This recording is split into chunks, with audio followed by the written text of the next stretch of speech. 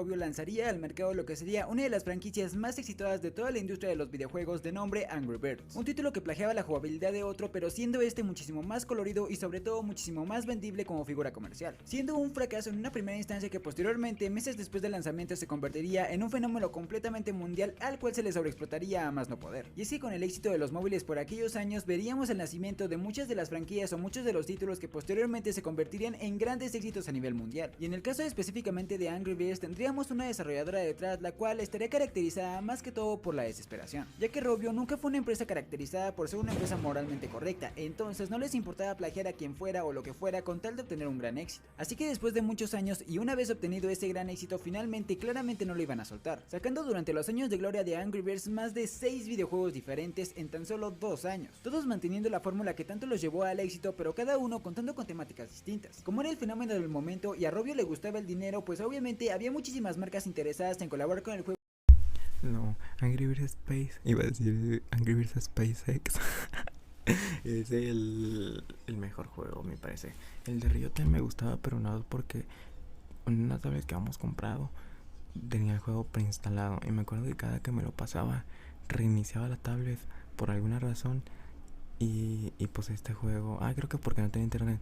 Y lo volví a jugar desde cero. Y lo jugué un montón. Pero el Angry Birds Space me gustaba como estaban pues, los dibujitos, de que todos usaban así como antifaz, de que tenían como que tipo poderes, ¿no? Creo. Y estaba chido, eso era lo que me gustaba. Por ende O sea, siempre han tenido poderes, pero por ejemplo de estos poderes que digo. Vimos varios videojuegos temáticos, todos resaltaban bastante y realmente ninguno se sentía completamente repetitivo pese a tener la misma fórmula, pero había uno que resaltaba por encima de todos los demás, llegando inclusive a rivalizar con el primer juego en descargas, siendo este Angry Birds Space, un título que a diferencia de todos los que para ese momento se habían lanzado, no solamente contaba con nuevas mecánicas respecto a los pájaros, sino también respecto a la jugabilidad Y según yo también tenían poderes diferentes, ¿no? del entorno, porque aquí nos encontrábamos en el espacio, entonces esto le daba la posibilidad al juego de jugar ya no solamente con la gravedad, sino también con algunos elementos dentro de este espacio, jugando así con rocas volcánicas, planetas abandonados, la densidad del agua, la gravedad, el qué pasa si sales después de la atmósfera, y muchas cosas que realmente hacían muy divertido el enfrentamiento de los pájaros contra los cerdos. Contábamos con distintas galaxias de entre las cuales podíamos denotar una gran paleta de colores, además de que cada una contaba con elementos propios que afectaban directamente el gameplay. La creatividad que había detrás del diseño de niveles, de personajes, de las ambientaciones y del soundtrack sobre todo era simplemente fenomenal y lo hacían como un videojuego bastante épico. Por si fuera poco, teníamos algunos niveles fuera de los normales, los cuales referenciaban a otros juegos, a otras franquicias e inclusive contábamos con un mundo completamente inverso del gameplay original. Y realmente siento que me estoy quedando bastante corto porque aún ni siquiera he hablado de la dificultad, que realmente es increíble porque es un juego verdaderamente difícil que en verdad te reta a tener muchísima estrategia dentro de cada uno de los niveles y sinceramente se me hace el mejor de toda la saga. Y como dato curioso, este videojuego fue la colaboración más grande que tuvo Rovio en toda su historia, ya que directamente colaboraron con la NASA, inspirándose en mucha de la información y de los reportes que la organización le brindó a Rovio para la creación de sus niveles, haciendo muchísimas referencias, teniendo una gran cantidad de detalles y sobre todo teniendo un gran futuro para las próximas actualizaciones. Rovio prometió a los jugadores que con tal de mantener vigente la saga de Angry Birds, estos juegos se iban a seguir actualizando, por lo cual la cantidad de mecánicas que había respecto a la ambientación que habían elegido era infinita. Lamentablemente esta será una promesa que no perduraría demasiado, ya que para el año 2014 Angry Birds Space se quedó oficialmente sin actualizaciones. Y es que para ser honestos, el problema detrás de esto fue la ambición de Rovio, porque ellos seguían sacando muchísimos videojuegos de Angry Birds con tal de sobreexplotar la marca y obtener muchísimas ganancias, cosa que claramente hacía que cada vez entre más juegos había de la saga de Angry Birds, más complicado era. Exacto, fácilmente hubieran puesto, no sé, por ejemplo el de Star Wars, lo hubieran combinado con pues a poner como un evento. El de Cars igual podía ser un evento. O sea, todos pudieron ser un evento, pero no, los quisieron hacer juegos. Y pues sí, su ambición es lo que acabó con el juego.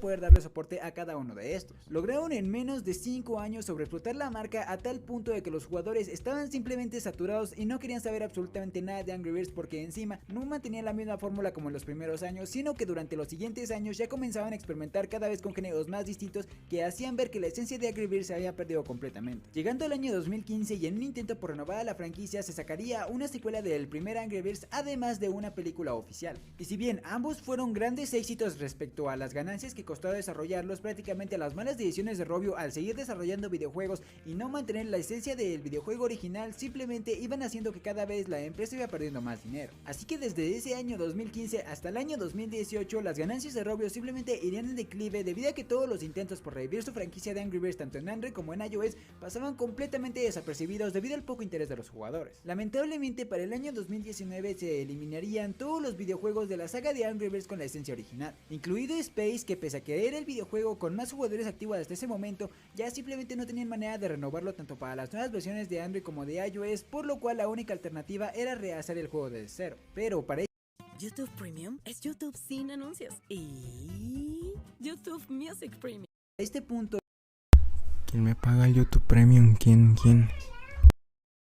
ya Rovio había tomado tantas malas decisiones que simplemente para sí misma era imposible mantenerse como compañía, por lo cual claramente esta era una decisión que no era para nada fácil de tomar y claramente tuvieron que rechazar el rehacer cualquiera de los videojuegos antiguos porque primero tenían que salvarse de ellos. Así que como el poco presupuesto que tenían para desarrollar videojuegos ya estaba en producción, simplemente no podían hacer absolutamente nada respecto a estos videojuegos eliminados. Y como era de esperarse, estos videojuegos claramente fracasaron, por lo cual tenían que volver a la fórmula original sí o sí, así que gracias a Apple Arcade pues comenzaron con la producción de Angry Birds Reload, un título que prometería ser el todo en uno de toda la franquicia de Angry Birds y ser el videojuego que se actualizaría al estilo Fortnite con nuevas actualizaciones que trajeran a los personajes antiguos. Siendo honestos, el juego fue muy bien recibido en Apple Arcade y fue uno de los más jugados, pero más sin en cambio el hecho de que estuviera dentro de Apple sí los limitaba bastante respecto a las ganancias. Más sin en cambio, ya con todos los videojuegos que habían lanzado y las ganancias que estos generaban pues hacían que Rovio se pudiera mantener sin tener una crisis financiera, pero eso sí teniendo muchísimas menores ganancias para poder.